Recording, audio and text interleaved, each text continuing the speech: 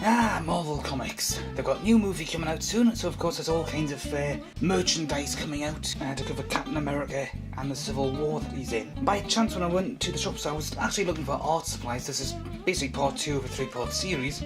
I found a whole load of stationery and stencil work and stuff like that I decided to pick some up of.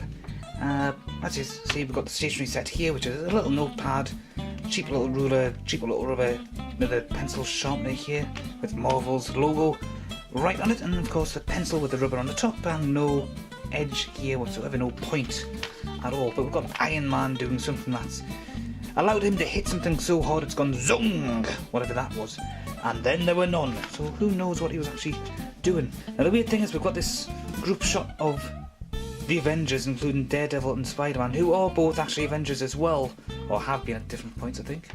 Not entirely sure about Daredevil, I think he has, under one guise or another. But I have seen other merchandise for Captain America declaring him to be the first Avenger, like the first movie did, and various other items that they've had which are always labelling him as the first Avenger. But if you do any research, you'll find out that the original lineup consisted of Iron Man, Thor, Ant-Man and the Incredible Hulk, who they let go because of how uncontrollable he was, and Captain America was brought in instead. Hence the whole Frozen in Ice storyline, where they found him and froze him and brought him back. Yeah. So he wasn't really the first Avenger, he was just one of the founding, well, not even a founding member, but he is considered as such for all kinds of various reasons. Merchandise! Anyhow, let's open this bad boy up and see what we have here. In a bit more detail. Yep, cheap enough bendy plastic. It's going to shatter if I do it any more bending than that.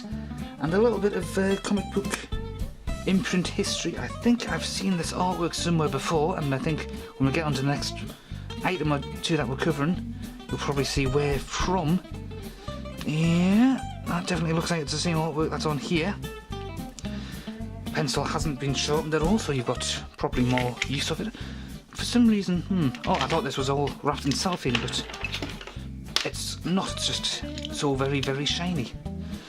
But there you go. You can hide your pencil shavings in here for a little while, and then pull that off and get rid. Standard cheap little pencil sharpening bit that looks like it could have came from anywhere. A Captain America rubber or a razor, and if you make any mistakes, you can rub them out, and you can also rub out Captain America's head, because that's what's going to happen sooner or later. Just the one image on the one side. Looks fairly classic artwork as well. Yeah. Good representation of the cap. And the little... yeah, that's just a very small... fair few pages. A little bit of comic book art, Iron Man doing what Iron Man does best, hitting things with fists of iron, so hard that they go and break, and absolutely nothing else. So yeah, a bit underwhelming, but you know, for what it is, it's not bad. It'll fill a spot for a little while. But then that brought me on to something else that we'll have here, with 2 posters inside. It's a whole load of pencils, colouring in pencils. Not much of selection, but again you see the same artwork that you saw on the ruler here.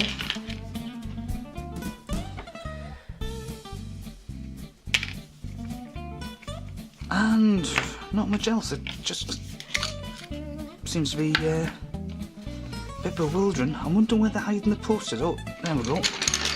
Not just are they hidden inside the tube, but you have to shake a bit to get them out. Looks like they need to be coloured in. Oh, when they say posters, yeah, it's exactly the, oh right, yes, it's exactly the same picture, and that's not even the size of a standard comic book, or at least not the size of a standard American comic book. Just for those that don't know, British comic books tend on average to be bigger in terms of the paper size they use than the American comics do.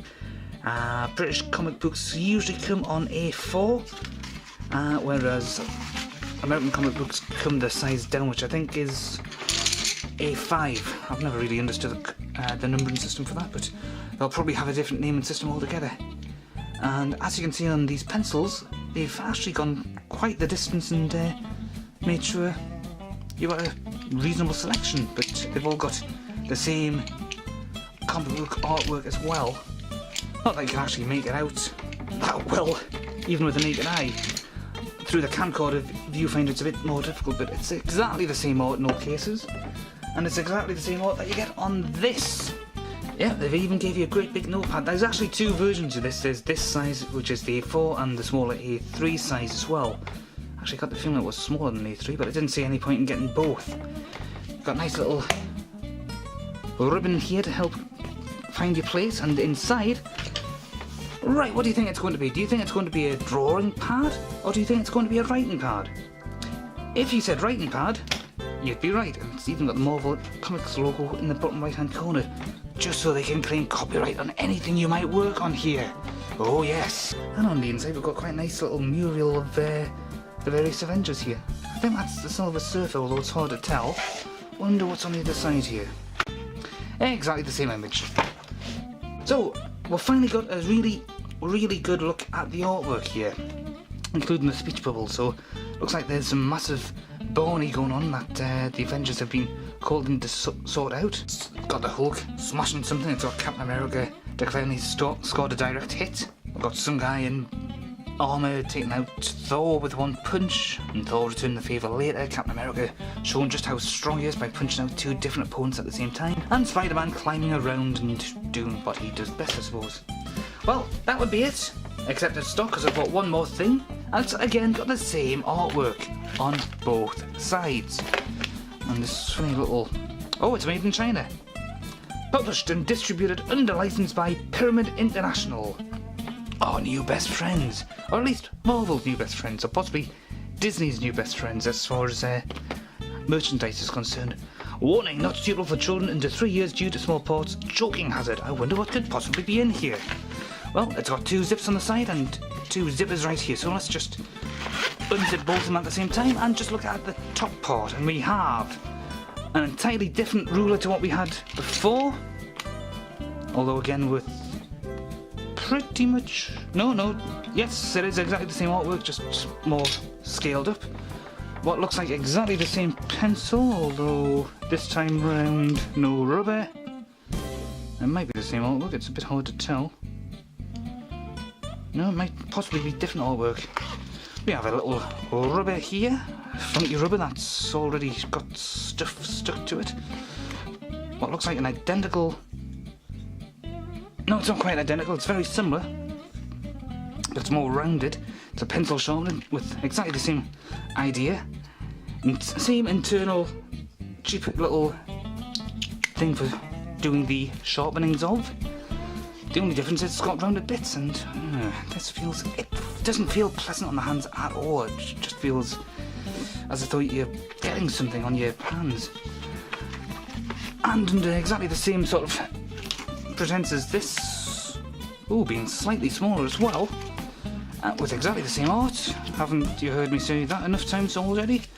Yeah, you've got this little flip chart thing, and God knows what that's supposed to be about. Was it supposed to be some sort of backing bit that you've cheaped out on Marvel? Or Pyramid? Let's just put you away like that, and let's look at the other side. Oh, pens! Colouring in pens and pencils and God knows what else. So yes, you've got bits of everything here, and I wonder just how good these pens are. Let's just take a look. Yes, I haven't seen pens like this since I was a boy. Trying to do artwork. Oh, and that does not go on too well, although once it is on, it's obviously going to stay put quite well. Yeah, I'm quite impressed with those 5 red lines. They look quite colourful. Tell you what, let's grab another couple of pens, orange and yellow. Yeah, they look quite good as well, except the yellow looks very faint even to the naked eye, and it doesn't come up at all on the viewfinder. Oh dear, oh dear, oh dear. Oh, and there goes the bulb on my camera.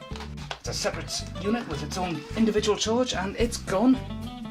And I think that is pretty much as good a time as any to bring this to an end. So, let me know your thoughts below, what you think, what you would do with this if you got your hands on it. And I'll see you all on the next video. Bye. Oh yeah, did I mention that this thing had a pencil sharpener built into it? That's nice.